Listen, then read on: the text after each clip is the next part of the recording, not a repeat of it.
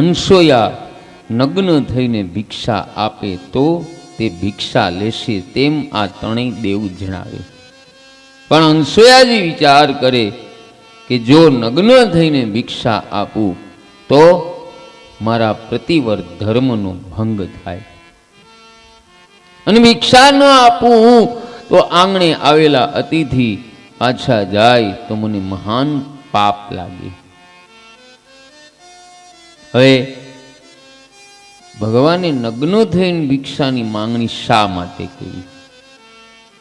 આવો એનું દર્શન કરાવવું. એટલે કે વૈષ્ણવો પ્રભુને વાસના રહિત થઈ ભિક્ષા આપે. ઈશ્વરને વાસના રહિત થઈ એટલે કે નિષ્કામ થઈ સર્વે વસ્તુ ભગવાનને આપણે આપવાની. હવે અનસૂયાના મનમાં કોઈ પણ વાસના ન હતી. અને યાદ રાખજો, મનમાં જો કોઈ વાસના રહી જાય ને તો ત્રણેય દેવ આવતા નથી. પછી તો અનસૂયાજીએ ધ્યાન કરીને જાણી લીધું, અને અનસૂયાજીએ ત્રણેય દેવ ઉપર પાણીની અંજની છાંટી. આથી ત્રણેય દેવો બાળકો બની ગયા. યાદ રાખજો, પ્રતિવર્તા સ્ત્રીમાં એવી શક્તિ હોય છે કે અનસૂયાએ ત્રણેય દેવને બાળક બનાવી અને પારણિયામાં પોઢાડ્યા, અને અનસૂયાજી હાલેડા ગાવા લાગ્યા છે. આ છે પ્રતિવર્તા નારીની શક્તિ. હવે આ બાજુ પાર્વતીજી, લક્ષ્મીજી અને સાવિત્રીજી વિચારવા લાગ્યા કે અમારા દેવો અહીંથી ગયા એનો ઘણો સમય થયો, છતાંય પાછા આવ્યા નથી. એટલે આ ત્રણેય દેવીઓ પોતાના પતિને શોધવા નીકળી. ત્રણેય દેવીઓ ચિત્રકૂટમાં આવી અને ત્યાં નારદજી મળ્યા. જેણે સળગાવ્યું હતું ને એ જ હવે ઓલવવા આવ્યા. હવે નારદજી પાસેથી ત્રણેય દેવીઓને ખરી હકીકત જાણવા મળે. તેથી ત્રણેય દેવીઓ હંસોયાને ત્યાં પહોંચે અને ત્રણેય જઈને હંસોયા સમક્ષ માફી માગે. પછી હંસોયાજી ત્રણેય પાસે પ્રતિજ્ઞા કરાવે કે હવે પછી અમે કોઈ દિવસ કોઈ પ્રતિવર્તા નારીને હેરાન કરશું નહીં, પરીક્ષા નહીં લે. એ પ્રતિજ્ઞા કરો તો જ તમારા આ ત્રણેય દેવને હું છોડવા તૈયાર છું. આ ત્રણેય દેવીઓએ પ્રતિજ્ઞા કરી કે હવે પછી કોઈ સ્ત્રીને આવી પરીક્ષા અમે નહીં કરી. ત્યાર પછી કોઈ દેવીઓએ કોઈ સ્ત્રીની પરીક્ષા નથી કરી. હંસોયાજીએ કોના માટે માંગ્યું? કળિયુગની બહેનો માટે. હંસોયાજીને ખબર હતી કે કળિયુગની સ્ત્રીમાં એટલી શક્તિ નહીં હોય, જેથી હંસોયાજીએ તમારા બધા માટે માંગ્યું. એવામાં અત્રિય ઋષિ આવે, અને ત્યારે અત્રિય ઋષિએ પૂછ્યું કે દેવી, આ ત્રણેય બાળકો કોણ છે? ત્યારે હંસોયાજી કહે કે આ ત્રણેય આપણા છોકરા છે, અને આ ત્રણેય છોકરાની વહુ છે. ત્યાર પછી હંસોયાજીએ જળ છાટ્યું અને ત્રણેય દેવો પોતાના અસલી સ્વરૂપમાં આવ્યા. આ ત્રણેયનું તેજ ભેગું થવાથી ગુરુ દત્તાત્રી પ્રગટ થયા છે. બોલો ગુરુ દત્તાત્રી ભગવાનની. ગુરુ દત્તાત્રીય માર્ગદર્શન આપનારા છે. તેથી બહેનો, ગુરુ દત્તાત્રીનું પ્રાગટ્ય માક્ષર મહિનામાં થયું, અને પૂનમની તિથિ હતી. અને પૂનમનો મહિમા આપણા ભારતમાં બહુ મોટો, એટલે ખૂબ મોટો છે. હા, કોઈ ચોટીલા જાય, કોઈ બગદાણા જાય, કોઈ માટેલ જાય, આમ અનેક જેની જ્યાં શ્રદ્ધા હોય, કોઈ દ્વારકા જાય. તો આ તું ગુરુ દત્તાત્રી પ્રાગટ્યનું દર્શન. આજે પણ ગુરુ દત્તાત્રી આવવા તૈયાર છે, પણ હંસોયા જેવી સ્ત્રી અને અત્રિય જેવો પુરુષ હોવો જોઈએ. ત્યાર પછી ધ્રુવ ચરિત્ર આવે. આવો એનું દર્શન જોઈએ. મૈત્રી ઋષિ કહે, મનુ મહારાજ અને શત્રુપાની 3 કન્યાઓના વંશનું વર્ણન કરે. હવે મનુ મહારાજના બે પુત્રો પ્રિયવ્રત અને ઉતાનપાદ વિશે જોઈએ. પ્રિયવ્રત રાજાના વંશની કથા 5મા અધ્યાયમાં આવશે, જ્યારે ઉતાનપાદની કથા આ 4થા સ્કંદમાં આવશે. હવે ઉતાનપાદની કથા તે જીવ માત્રની કથા.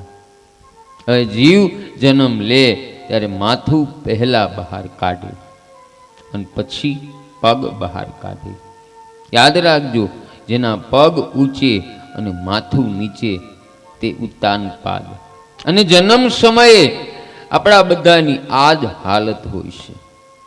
હવે બીજું એક દર્શન કરાવું છું કે કોઈનો પગથી જન્મ થાય એટલે કે સ્ત્રી હોય કે પુરુષ હોય, પગથી જેનો જન્મ થયો હોય એને જન્મતા વેત પરમાત્માની વરદાન અનમોલ શક્તિ આપેલી છે. એ બાળક મોટું થાય અને કોઈને ટચક્યું થયું હોય તો એ ગમે એની ઉપર 3 વખત ચાલે એટલે એનું ટચક્યું ટળી જાય. આમાં અંધશ્રદ્ધા નથી, પણ શ્રદ્ધાની વાત છે. એટલે જેનો પગથી જન્મ થયો હોય પહેલાં એની વાત છે. હા, આપણે આ 7 નંબર શેરીમાં ગણપતભાઈના ઘરેથી એમનું ભગવાને વરદાન જન્મતા વેત આપેલું છે. કોઈને ટચક્યું થયું હોય 3 વખત હાલે એટલે એનું ટચક્યું ટળી જાય. ટચકિયાની દવા હજી સુધી ક્યાંય મેડિકલમાં શોધા નથી. એટલે કોઈને ટચક્યું થયું હોય તો હું સરનામું આપું, ગણપતભાઈ રાઠોડના ઘરે વયું જવું. દવાની જરૂર નહીં પડે. એ કાકરા બાકરા લઈ જવાના હોય છે તો મને ખબર નથી, પૂછી લેજો. હવે ઉતાનપાદની 2 રાણીઓ, એકનું નામ સુરુચિ અને બીજીનું નામ સુનીતિ. સુરુચિને એક પુત્ર, એમનું નામ ઉત્તમ. જ્યારે સુનીતિને પણ એક જ પુત્ર, એમનું નામ ધ્રુવ. હવે સુરુચિના કહેવાથી રાજા ઉતાનપાદે સુનીતિનો ત્યાગ કર્યો હતો. અને રાજા ઉતાનપાદ સુરુચિ સાથે રાજમહેલમાં રહેતા અને સુનીતિ રાજમહેલની બહાર રહેતી. હવે એક દિવસ ઉતાનપાદ સિંહાસન ઉપર બેઠેલ, તેની નજીકમાં સુરુચિ બેઠેલ. રાજા ઉત્તમને ખોળામાં બેસી લાડ કરે એવામાં ધ્રુવ ત્યાં આવી પહોંચે. ઉત્તમને પિતાના ખોળામાં બેઠેલ જોઈ ધ્રુવની ઈચ્છા પણ પિતાના ખોળામાં બેસવાની થઈ. ધ્રુવ દોડતા દોડતા પિતા પાસે આવી પહોંચે અને કહે કે મને પણ તમારા ખોળામાં બેસાડો. પણ બાજુમાં સુરુચિ બેઠેલી તેને ગમ્યું નહીં, એટલે સુરુચિ કહે, ખબરદાર, જો ધ્રુવને તમારા ખોળામાં લીધો છે તો ઉત્તમ તમારો દીકરો છે, ધ્રુવ નહીં. અને સુરુચિ ધ્રુવને મેણું મારે છે કે તારે જો તારા પિતાના ખોળામાં બેસવું હોય તો વનમાં જા, પરમાત્માનું આરાધન કર, પરમાત્માને પ્રસન્ન કરી અને વરદાન મેળવી અને મારા પેટે તું જન્મ લે, પછી તું તારા પિતાના ખોળામાં ખુશીથી બેસી શકીશ. ધીમું કરજે. અને ચાલ્યો જા, તું રાણીનો પુત્ર નહીં પણ દાસી પુત્ર છો. આમ ધ્રુવજીને કહ્યું એટલે ધ્રુવજી રડતા રડતા એમની મા પાસે આવે. દાસી શબ્દ ધ્રુવજીને હૃદયમાં બાણ જેવો લાગ્યો કે મારી માને દાસી કહે. અને મારા પિતાએ મુખ ફેરવી લીધું. મારા પિતાએ મારી સામું પણ જોયું નહીં. ધ્રુવજીને બહુ દુઃખ થયું. ધ્રુવજી રડતા રડતા પોતાની માં પાસે આવે. સુનીતિ માં પૂછે કે બેટા શું થયું, કેમ રડસ? પણ યાદ રાખજો, જેની માં સુનીતિ હોય ને એનો દીકરો સુશીલ જ હોય. માતા પિતાના આચાર વિચાર બાળકમાં આવે, અને માતા પુણ્યશાળી હોય ને તો બાળક જ્ઞાની થાય છે. માં પૂછે છે છતાંય ધ્રુવજી બોલતા નથી. ધ્રુવ વિચાર કરે કે મારી ઓરમાન માએ મારો તિરસ્કાર કર્યો અને પિતાએ મુખ ફેરવી લીધું. એમ કહીશ તો માતા પિતાની નિંદા કરવા જેટલું મને પાપ લાગશે. ધ્રુવ રડે છે પણ બોલતા નથી. પરંતુ એવામાં એક દાસી આવીને સુનીતિને બધી વાત કહી, અને તે જાણી સુનીતિને પારાવાર દુઃખ થયું.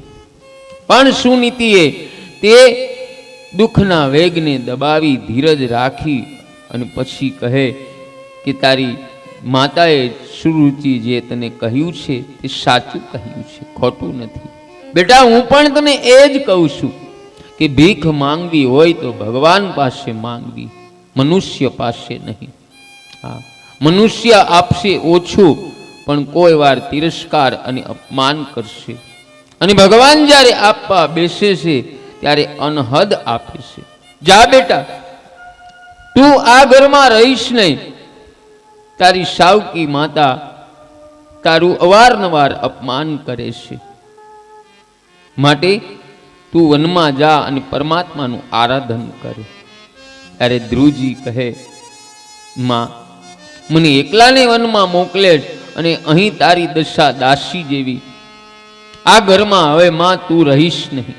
આપણે બંને માં દીકરો પરમાત્માને આરાધન કરશું, અને પરમાત્માને કોઈ દિવસ દયા આવશે તો આપણું દુઃખ દૂર થશે. ત્યારે સુનીતિ ધ્રુવજીને સમજાવે કે બેટા તને ખબર છે કે આ ઘરમાં મારું માન નથી, પરંતુ આ ઘર હું છોડું તેમ નથી. મારા પિતાએ મારા પતિદેવને મારું દાન કરેલ. બેટા હું સ્વતંત્ર નથી પણ હું પતંત્ર છું. મારા પતિ દેવને આધીન છું. હા, મારા પતિ એ જ મારા પરમાત્મા. માટે મારે આ ઘર છોડવું નથી. મારો ધર્મ મને ના પાડે, અને ધર્મ વિરુદ્ધ ભક્તિ કોઈની સફળ થતી નથી. હું તારી સાથે આવી નહીં શકું, પણ મારા આશીર્વાદ તારી સાથે આવશે. પતિદેવની સેવા કરતા હું ઈશ્વરને પ્રાર્થના કરીશ કે મારા બાળકને તમે સાચવજો. જા બેટા, તું ઘરમાં રહીશ નહીં અને વનમાં જા.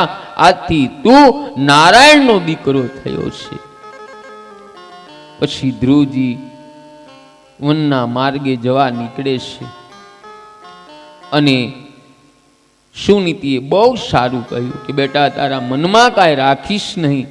તારી સાવકી માતાએ જે કાંઈ કીધું હોય એ બધું ભૂલી જાજે. તારા માતા પિતાને વંદન કરીને જાજે. ધ્રુવજી માના ખોળામાંથી ઉઠી અને સુરુચિ માને વંદન કરવા જાય. સુરુચિ માને વંદન કરે ત્યારે સુરુચિ ગાદી ઉપર બેઠી. ધ્રુવ તેને વંદન કરે અને સુરુચિનું હૃદય ભરાય આવ્યું કે જે બાળકને મેં અપમાન કર્યું તે મને વંદન કરે. સુરુચિ પૂછે, તું મને વંદન કેમ કરેશ? ધ્રુવજી કહે, માતાજી હવે હું વનમાં જાઉં છું, આશીર્વાદ લેવા આવ્યો છું. સુરુચિ બહેનો એ દૃષ્ટ છે, એનું હૃદય થોડુંક પીગળ્યું, પણ યાદ રાખજો પ્રાણ અને પ્રકૃતિ એ સાથે જાય છે. હા, પ્રકૃતિ એટલે સ્વભાવ. સ્વભાવ કોઈનો સુધરતો નથી. સ્વભાવ એનો જ સુધરે જે અતિ ભગવાનનું ભજન કરે, નહીતર કોઈના સ્વભાવ નથી સુધરતા. ઘણા લોકો મંદિરે જતા હોય, ઘણા દીવા કરે, કથા સાંભળે, તીર્થ કરવા જાય, છતાં એના સ્વભાવ કાંઈ સુધરતા નથી. એ શું કામનું? સ્વભાવ એવો ને એવો હોય, એ કાંઈ કામનું નથી. યાદ રાખજો, સ્વભાવને સુધારવો બહુ કઠણ છે. હા, યાદ રાખજો.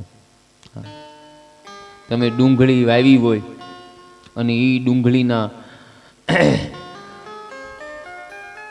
વાવેતરમાં તમે કસ્તુરીનું ખાતર વાવો તો કાંઈ ડુંગળીનો સ્વભાવ ન છોડે, એ ડુંગળી જ એનો ઉગે છે.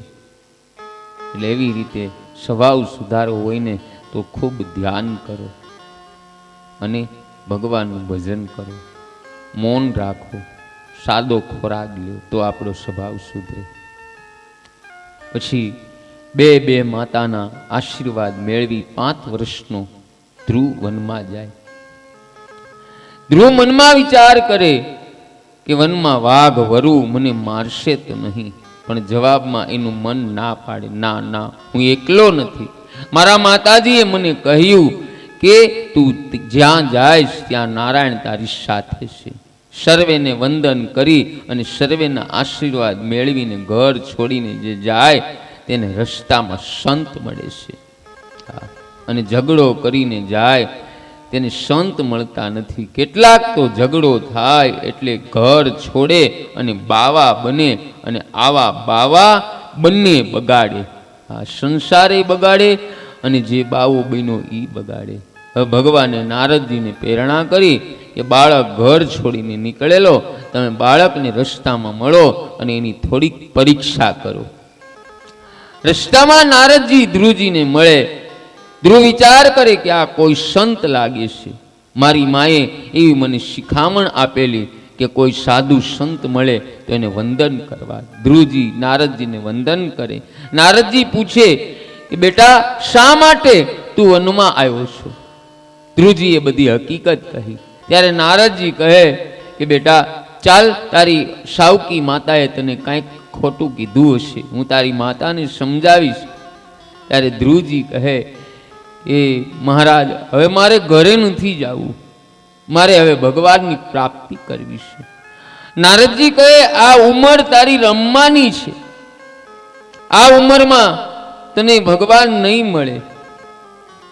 ત્યારે નારદજી ને ધ્રુવજી કહે છે કે મહારાજ મારી માતાએ કહેલું કે ભગવાન ઉંમર નથી જોતા, વેશ નથી જોતા, ભાષા નથી જોતા. પરમાત્માને જે પ્રેમથી પોકાર કરે પરમાત્મા ત્યાં પ્રગટ થાય છે. નારદજી પરીક્ષા કરે કે તો તને આ જન્મમાં ભગવાન નહીં મળે. ત્યારે ધ્રુવજી કહે આ જન્મમાં ન મળે તો બીજો જન્મ લઈશ, ત્રીજો જન્મ લઈશ. જ્યાં સુધી પરમાત્મા મને ન મળે ત્યાં સુધી મારું મુખ કોઈને બતાવીશ નહીં. આવો અટલ ઈરાદો ધ્રુવજીએ જાહેર કર્યો છે. પછી નારદજીને ખાતરી થઈ ગઈ. એટલે નારદજી કહે કે ચેલો લાયક છે. નારદજી કહે બેટા નજીકમાં યમુના તટ પર વૃંદાવન મધુવન છે, ત્યાં તું જા, યમુનામાં સ્નાન કર અને પ્રભુને વિનવી અને પછી મારી પાસે આવ, અને પછી તારો બ્રહ્મ સંબંધ કરાવીશ. પછી નારદજી ધ્રુવજીને કેવી રીતે ધ્યાન કરવું તે સમજાવે.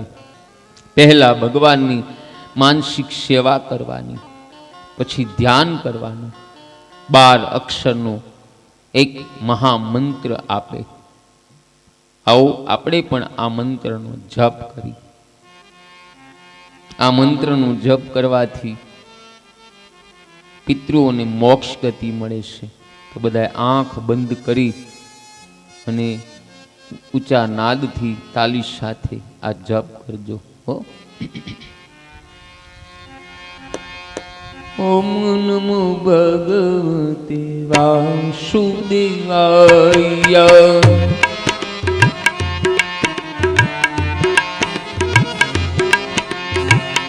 ઓમ નમો ભગવતે વાસુદેવાય.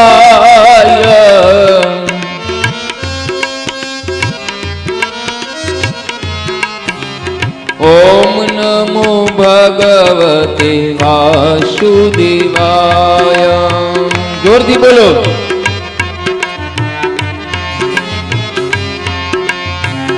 ઓમ નમો ભગવતે વાસુદેવાય.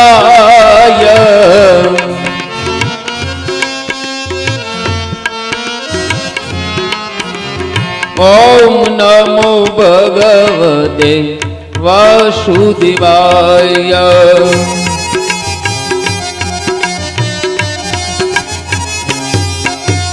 વાસુદેવ બોલે એના પાપ બળી જાય.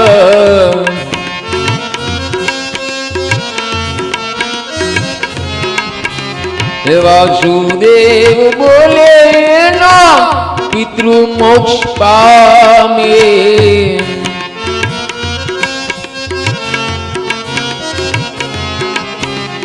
ઓમ નમો ભગવતે વાસુદેવાય. ઓમ નમો ભગવતે વાસુદેવાય.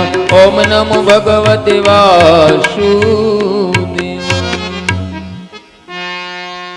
ઓમ નમો ભગવતે વાસુદેવાય.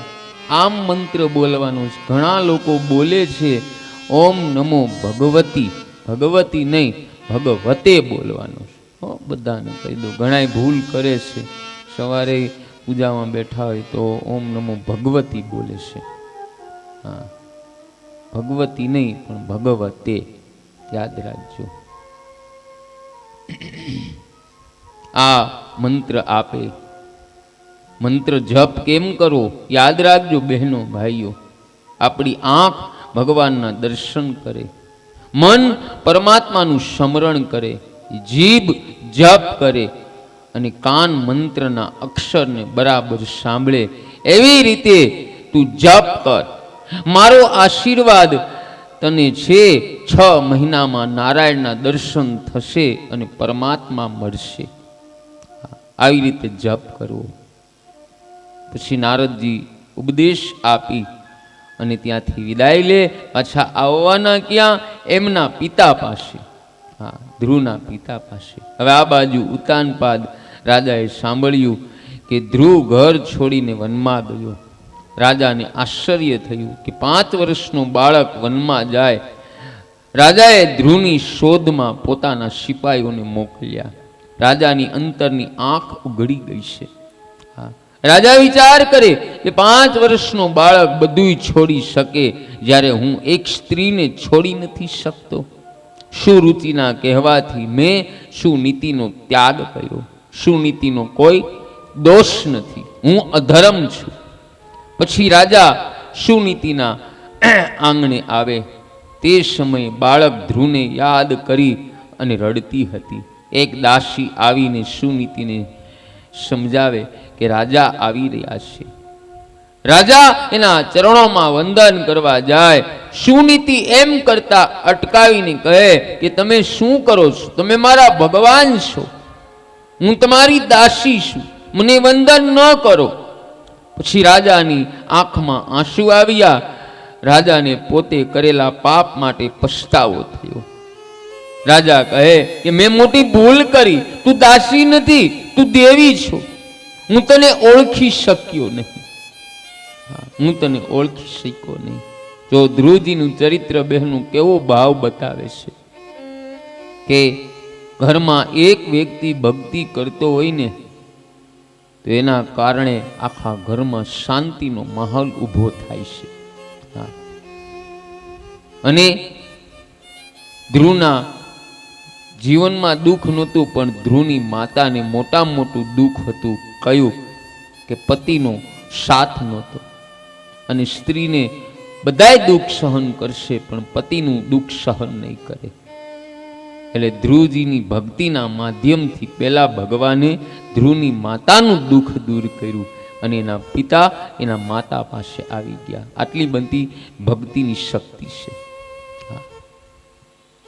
ઘણી શક્તિ છે. હવે તેવા જ સમયે નારદજી ત્યાં આવે. હવે નારદજીએ નિશ્ચય કર્યો કે મારા ચેલાનો બાપ છે, મારે ચેલાના બાપને સુધારવો છે. નારદજી આવીને રાજાને કુશળ સમાચાર પૂછે. રાજા કહે કે મહારાજ, હું કામી છું. એક સ્ત્રીના કહેવાથી મેં મારા બાળકનો તિરસ્કાર કર્યો, જેથી મારો દીકરો ઘર છોડીને ક્યાંક ચાલ્યો ગયો. હવે નારદજી બધું જાણે છે, પણ રાજાને સુધારવા માટે ઠપકો આપ્યો કે હવે રડવાથી શું લાભ? હવે રડવાથી કાંઈ બાળક પાછું આવવાનું નથી. રાજા કહે કે હવે કોઈ માર્ગ બતાવો. મહારાજ, મારા મનને શાંતિ રહે, તમે જેમ કહેશો એમ હું કરીશ. ત્યારે નારદજી કહે કે 6 મહિના સુધી તું અનાજ ખાઈશ નહીં અને 6 મહિના સુધી ફક્ત દૂધ ઉપર રહેવાનું 6 મહિનાનું અનુષ્ઠાન બતાવ્યું. એમને પણ એક મહામંત્ર આપ્યો. હાલો ઈ મંત્રનો પણ આપણે જપ કરીએ. હરે રામ રામ રામ હરે હરે.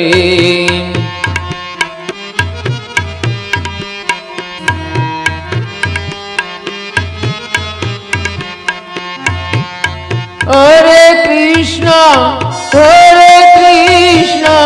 કૃષ્ણ કૃષ્ણ હરે હરે.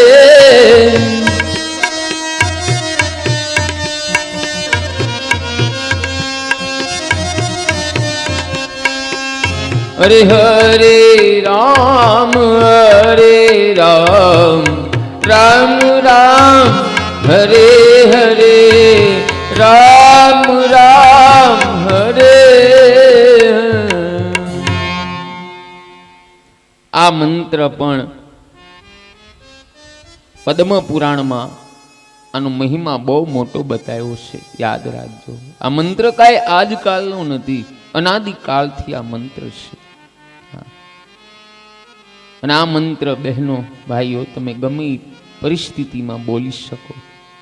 હાલતા, ખાતા પીતા, સ્નાન કરતા, રસોઈ કરતા કરતા, કપડાં ધોતા ધોતા અને તમારા બાળકોને ધોતા ધોતા, આડોશી પાડોશી સાથે કાંઈ પાણી ગયું હોય, કચરો ગયો હોય એના આંગણે અને માથાકૂટ થાય એટલે ઝઘડો કરતા કરતા પણ આ મંત્ર બોલી શકો. ગમે પરિસ્થિતિમાં આ મંત્ર બોલી શકો. એ શાસ્ત્રએ છૂટ આપી છે.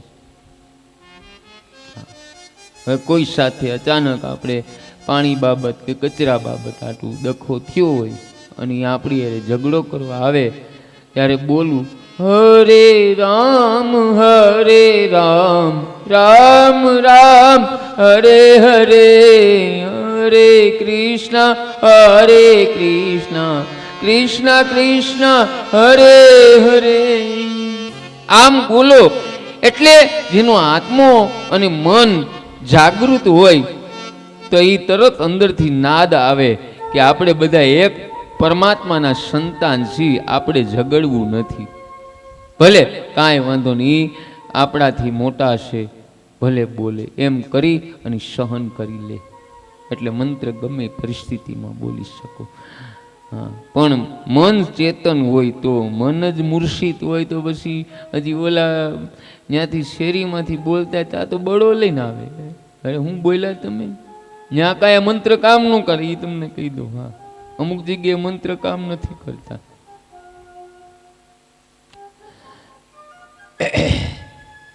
હવે ગુરુજી 6 મહિના સુધી સતત નારાયણનું ધ્યાન કરે, હૃદયમાં નારાયણ ને સ્વરૂપને નિહાળે. હવે જીભથી નહીં પણ મનથી જપ થાય છે. ધ્રુવજીની તપસ્યા જોઈ દેવો નારાયણ ભગવાન પાસે આવે અને દેવો કહે કે ધ્રુવજીને જલ્દી તમે દર્શન આપો.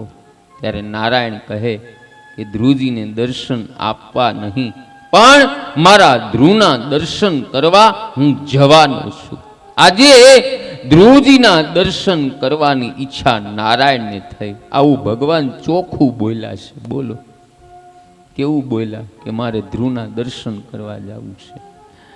હવે આપણા અમુક સગાવાલા કે દીકરા દીકરી એમ નથી કહેતા કે મારે મારા માવતરને મળવા જવું છું. ભગવાન તો ક્યાંથી કે મારે દર્શન કરવા જવું. કાંઈક આપણામાં ખામી છે તો જો આ બધું વાંચું કંઈ દુઃખ લાગે તો વાંધો નહીં, તમતા ન બોલાવતા, જય શ્યારામ ન કરતા. બીજું મારે તમને કેમ કેવું, ખામીઓ ઢૂંઢવાની જરૂર છે આપણી અંદર જે છે નહીં, કાઢો ખામીઓ. હા, શું કામ ભગવાન ન બોલે આપણી અરે? એમ માનજો આખા સોસાયટીમાં તમને બધાય પ્રેમ કરવા મળે ને એટલે માનવાનું કે હવે ભગવાનની ભક્તિ મારી બરાબર થઈ ગઈ છે, હું બધાને પ્રેમ કરું છું એટલે બધાય મને પ્રેમ કરે છે, એમ માનો એટલે તમારી ભક્તિ પાકી ગઈ. અને કોઈ પ્રત્યે તમારા મનમાં દ્વેષ ભાવ હોય તો ભગવાન આપણાથી બહુ એટલે બહુ દૂર છે, યાદ રાખજો. હા, પછી ધ્રુવજી જ્યાં તપ કરે પરમાત્મા ત્યાં આવે અને પરમાત્મા વિચાર કરે કે આમ ક્યાં સુધી ઊભો રહીશ. પછી ધ્રુવના હૃદયમાં ભગવાનનું સ્વરૂપ સ્થિર છે. ભગવાને એ સ્વરૂપને યોગ માયા દ્વારા અંતર ધ્યાન કરાયું અને ધ્રુવજી વિચાર કરે કે પરમાત્માનું સ્વરૂપ ગયું ક્યાં. જ્યાં આંખ ઉગાડે ત્યાં ભગવાન ચતુર્ભુજ નારાયણના દર્શન થયા. બોલો ચતુર્ભુજ ભગવાન કી. પરમાત્માએ ધ્રુવજીના ગાલ પાસે શંખ અડાડ્યો અને ધ્રુવજીના મુખમાંથી સરસ્વતી પ્રગટ થઈ છે. ધ્રુવજી ભગવાનની પ્રાર્થના કરે છે. પરમાત્મા ધ્રુવજીને કાંઈક માગવાનું કહે ત્યારે ધ્રુવ કહે કે મારામાં માગવાની શક્તિ નથી. હા, આપને જે યોગ્ય લાગે તે મને આપો. ખરેખર બહેનો ભાઈઓ, આપને માંગતા નથી આવડતું. હા, નથી આવડતું. ઘણા લોકો ભગવાન પાસે કે કુળદેવી પાસે એમ કે હે માં, મારા દીકરાને સારી નોકરી મળે, બસ તારા દીકરાને 20,000 પગારમાં પૂરું થઈ જશે.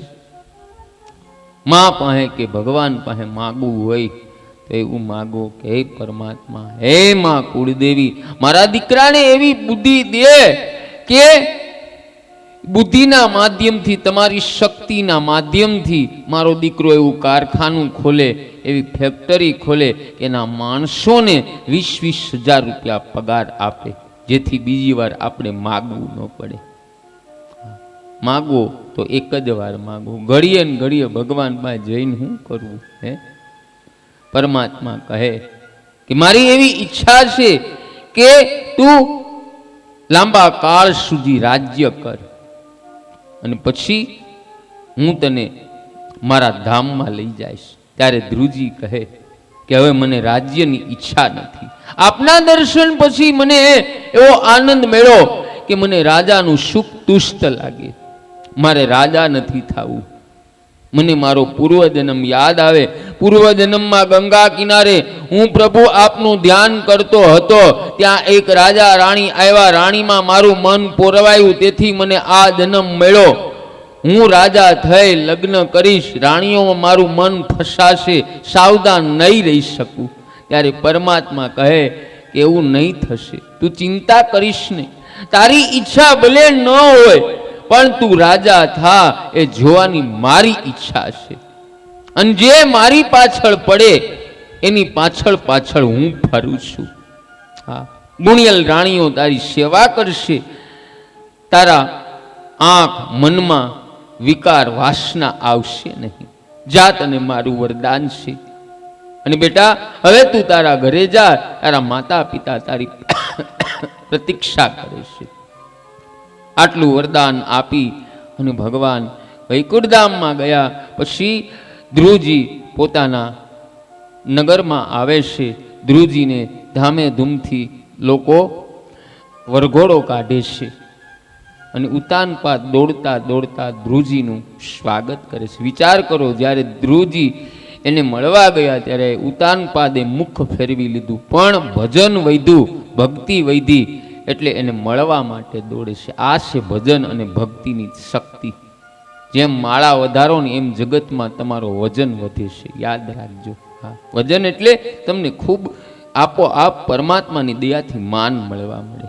બહુ માનમાં રહેવું નહીં, એ તમને કહી દઉં. બહુ માન આપે ત્યાં બહુ જાવું નહીં. ત્યાં તમારું ભજન ઓછું થાય છે. પછી ધ્રુવજી ને રાજ તિલક કરવામાં આવે છે અને સુંદર મજાનું રાજ ચલાવે છે. ઉતાનપાદ અને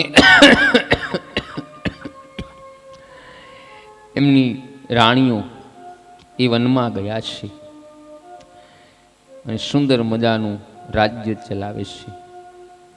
પછી ધ્રુવજીના વિવાહ થયા છે. બ્રહ્મી સાથે ધ્રુવનું લગ્ન થયું છે. કોની સાથે? બ્રહ્મી.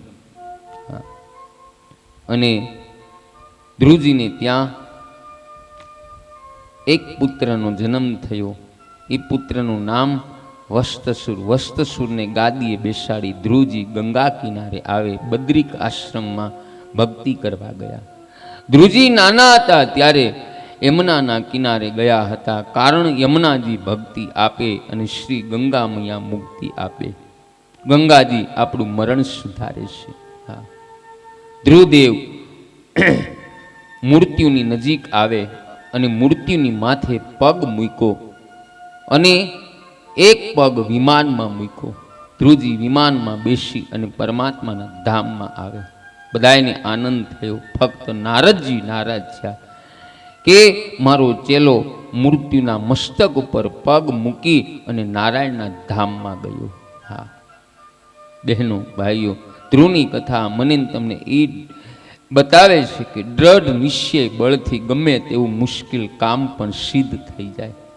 ધ્રુવચરિત્રની સમાપ્તિ વેળાએ આ ધ્રુવચરિત્રમાંથી આપણે એ સમજવાનું કે બાળપણથી જેનું ચિત્ત ભગવાનમાં લાગ્યું હોય તે હંમેશા ભગવાનને ભજે, નામ સ્મરણ કરે એને ચોક્કસ પરમાત્મા મળે. અને જે ગડપણમાં પરમાત્માને ભજે તેનો બીજો જન્મ સુધરે.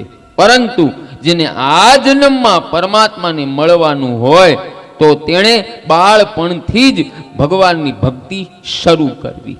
બાળપણથી જે ભગવાનની ભક્તિ કરે છે તો યુવાનીમાં એની અંદર આપોઆપ વિવેક આવી જાય છે. તો આ તું ધ્રુવ ચરિત્ર બને તો તમારા બાળકોને ધ્રુવની જેમ, સુનીતિની જેમ સંસ્કાર આપો, જેથી તમારો બાળક એ સંસ્કાર આપેલા તમને ભવિષ્યમાં કાયમ આવશે. હા જરૂર છે અત્યારે આ કળી કાળમાં બાળકોને ભક્તિ તરફ વાળવા. અત્યારે ઘણાને વિવેક પણ હોતો નથી કે વડીલારે કેમ વાત કરવી. હા વડીલોનું અપમાન કરી નાખે છે. માટે બાળકોને બાળપણથી સારા સંસ્કાર આપવા એ દરેક માતા પિતાની ફરજ છે. ત્યાર પછી પુરંજનની કથા આવે. આવો એનું દર્શન જોઈએ. જીવ ઈશ્વરની મૈત્રી છે અને પોતાનું શરીર જીવ પોતે જ ઉત્પાદન કરે. પૂર્વજન્મમાં